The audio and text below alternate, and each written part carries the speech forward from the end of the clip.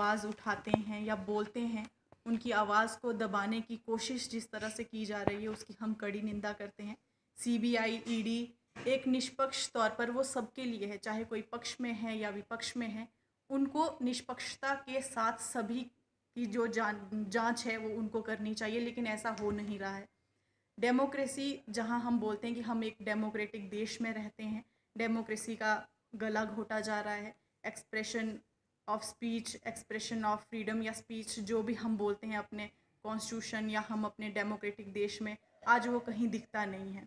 तो इसकी हम कड़ी निंदा करते हैं। अगर मैं इनको एक बात याद दिला दूं तो भाजपा के कई ऐसे नेता हैं जिन पर कई ऐसी कंप्लेंट्स हैं प्रॉपर्टी को लेकर, कितनी सारी और जो गवर्नमेंट लैंड्स उन्होंने अपने कब्ज़े में ले ली हैं। जैसे मैं अगर नाम लेकर बताऊं तो सत शर्मा जो भाजपा के ये कठुआ के बरनोटी से प्रधान रह चुके हैं, कई जो उनके गांव वासी हैं, आसपास के लोग हैं, उन्होंने उनके ऊपर इतनी कंप्लेंट्स दी हैं, लेकिन कोई ईडी, कोई सीबीआई, कोई जांच नहीं। निर्मल सिंह बिलावर से उन्होंने जो आर्मी एरिया में इतना बड़ा जो भवन एक खड़ा कर दिया है, उसके ऊपर कोई सीबीआई, कोई ईडी की जांच नहीं।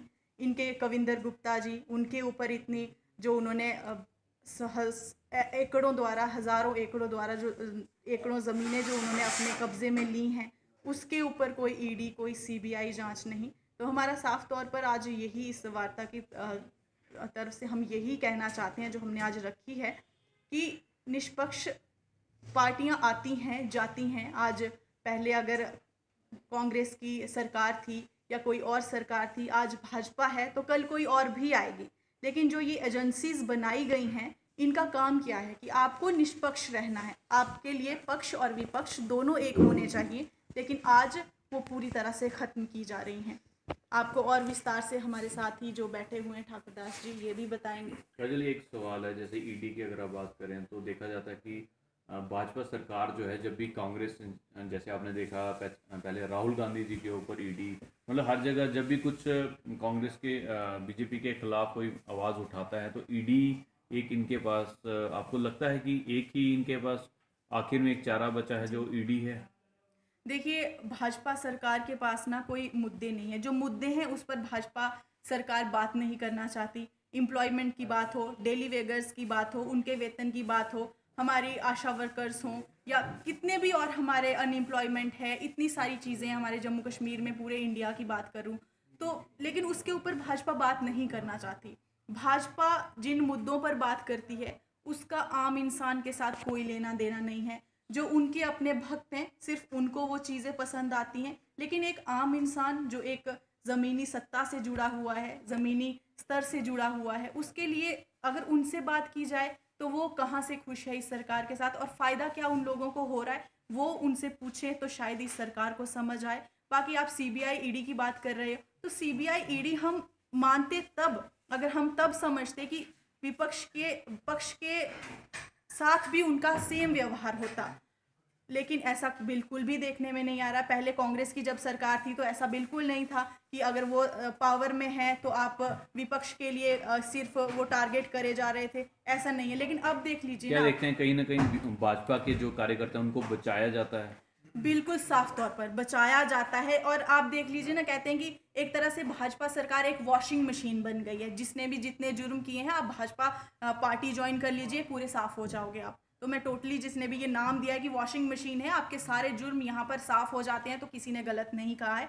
तो ये हम इसकी कड़ी निंदा करते हैं। और जब जब ये चीज़ें, ये गलत नीतियाँ, विरोध, ये जो भी चीज़ें कर रही है भाजपा सरकार, हम टाइम टू टाइम जो भी ये करेंगे हम उसका, उनको एक्सपोज करते रहेंगे और उसका विरोध हम लगातार एक करेंगे। सवाल आपसे हो रहा है, जैसे भाजपा के लोग जो कार्यकर्ता पीछे जो भी नुमाइंदे रहे, वो कहते हैं कि हमने सड़कों का जाल बनी में बिछा दिया है।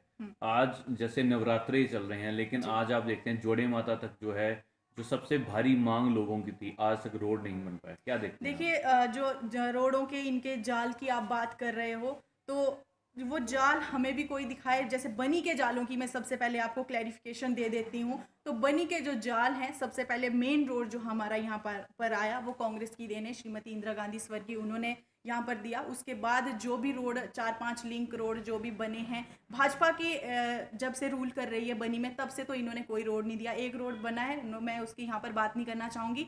लेकिन जो जोड़े माता की आप बात कर रहे हो, अभी इतने श्रद्धालु, लाखों की भीड़ में श्रद्धालु जोड़े माता जाते हैं। दोला माता के लिए अभी रोड बना है, कच्चा पक्का जैसा भी वो बना है।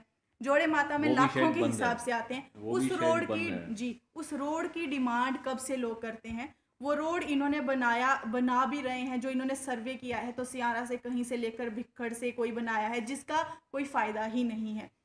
इस रोड का फायदा लोगों को तब होता है, रोड का फायदा होगा अगर बांजल के इलाके से, गुदरू नाले के इलाके से कहीं से सर्वे होकर ये वहां से अगर रोड जाता है जोड़े माता को, तो ये बनी की जनता के लिए भी और जो आसपास से जो भी श्रद्धालु यहाँ पर आते हैं तो उनके लिए ये फायदेमंद चंडियार के होगा। लोगों ने भी पीछे मांग की थी कि उनका जो रोड है वहां से होते हुए यदि जोड़े माता तक जाए तो उन लोगों को भी एक सहूलियत मिल जाएगी। जी देखिए, जैसे जोड़े माता, ये जोड़े माता का रास्ता जो चंडियार से है, लगभग 1 घंटा 1.5 घंटा जो है पैदल सफ़र इसका है। लेकिन जो चंडियार की रोड की आप बात कर लीजिए तो आए दिन वो भी बंद ही रहता है। उसकी भी रोज़ कंप्लेंट्स आप सोशल मीडिया पर देखते हो।